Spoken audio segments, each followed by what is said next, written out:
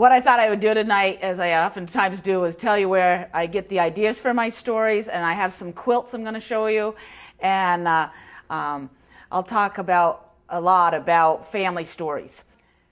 My first book was the Canada Geese Quilt, and this is a story about this 10-year-old girl, Ariel, living on a Vermont farm with her mom, dad, and her grandma. And Ariel really loves her grandmother. Her grandmother makes quilts, and during the summer, her grandmother has a stroke. And Ariel's scared because she doesn't want her grandmother to die. And this is a book I really wrote about my grandmother. I adored my grandmother. Her name was Helen Uri Rowell, and she, just before I wrote this book, my grandmother had a stroke. And it was the first had really hit me that I wasn't always going to have her. And I had a hard time, dealing with that. And the way I dealt with it is that I wrote a book about her because I just thought she was such an amazing person. I wanted to tell other people about her. I didn't want my grandmother to leave this earth without people knowing about her. When she was 65 years old, she started making quilts, and she made 250 quilts, all by hand. She didn't like to use the sewing machine. She thought the sewing machine was tiring, which I think is weird. I don't sew, and Ariel in the book didn't like to sew either. But I've brought about 6 quilts to show you, and these are quilts that I drew the picture for them, and my grandmother made them. And one of the quilts I'll show you is the real Canada Geese quilt that I wrote the book about. So there are the Canada geese flying over the pond and the hill where we grew up, and the cattails in the pond. And look how my grandmother even sewed it in the wings to make it look like the feathers, and how she sewed the clouds. So that's the one I wrote the book about. Wilderness Cat's the story of a Craftsbury family that moved to Canada 200 years ago. And they left their cat behind with some neighbors. And the cat walked 50 miles through deep snow to find the family in Canada. And when the cat showed up in Canada months later, the family had not had any food for 2 days. And the cat showed up at their door bringing them a snowshoe hare, which they then ate. And so the cat helped save the family.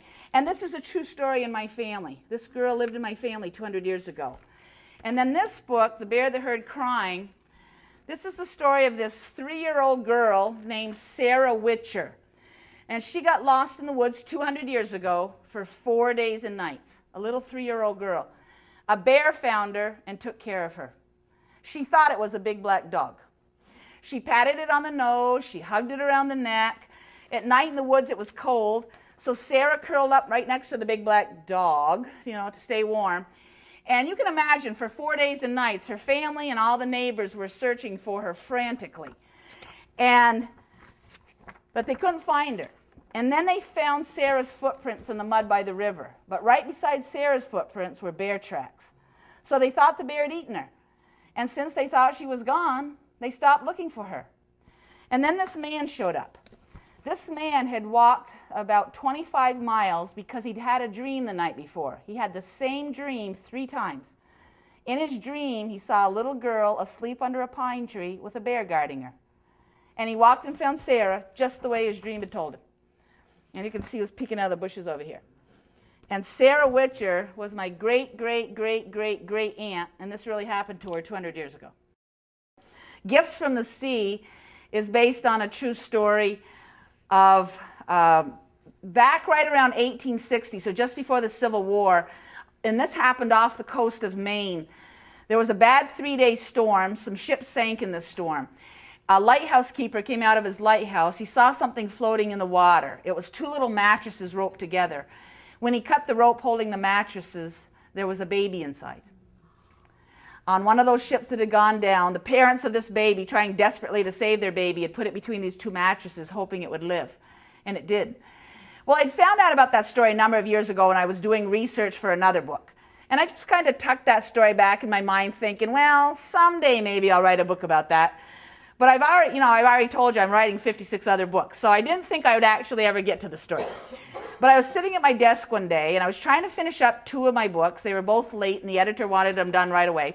So I was just trying to work on those, and I heard a girl's voice in my head, just as clear as anything, say the first sentence for the story. And I heard her voice say, A northeast wind was blowing the day we buried Mama on a hill overlooking the sea.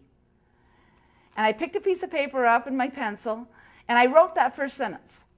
And I put the piece of paper right back over on my desk, and I said, well, I won't be able to work on that story for a while. And I went back to trying to finish up those 2 books. And the next thing I felt was this.